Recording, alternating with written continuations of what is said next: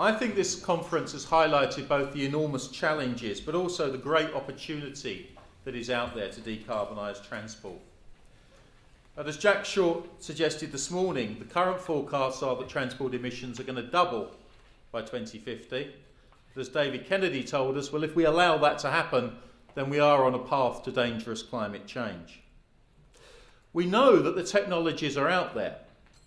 The problem is they're still too expensive and they still lack consumer appeal in many areas.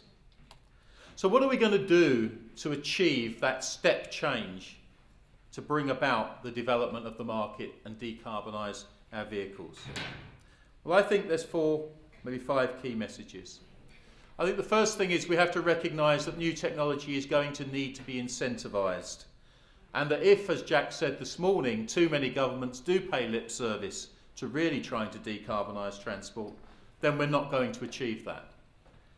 Having said that, I think the polling from this morning showed that many of us do recognise the UK is doing a lot in this area, and in fact the results from today were very much more positive than the last time we polled a group of people with that question, so it shows that really the impression that the UK is now doing a lot more than perhaps it had done in the past. The second, I think, message coming out of today is that regulation is going to continue to be very important, both in terms of decarbonising fuels and decarbonising vehicles, and that tough standards will be one of the key things that drive new technologies into the market. I think it's also clear that we're going to need new business partnerships to form, new business models to be established, which are going to make these cost-effective and attractive to consumers.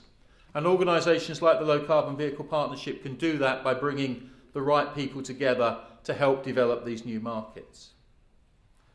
But we are going to need a suite of new incentives that do support the market. And those new incentives are going to probably be based on a new set of metrics, not tailpipe emissions, not well-to-wheel, but quite possibly the whole life carbon metric that enables us to really compare the performance of different vehicles on a like-for-like basis and enables governments to start to design incentive schemes that are based on performance rather than anecdotes. And I think finally we're going to need to start to stimulate actions in our cities, in our local communities.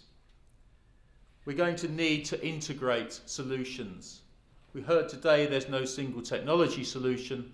I think we also heard from Susan earlier this afternoon that really low carbon transport requires not just cycling, not just walking, not just buses, not just low carbon vehicles, but all of those and more. And today I hope we've shown you that you can use technology to avoid the need to travel and reduce emissions still further.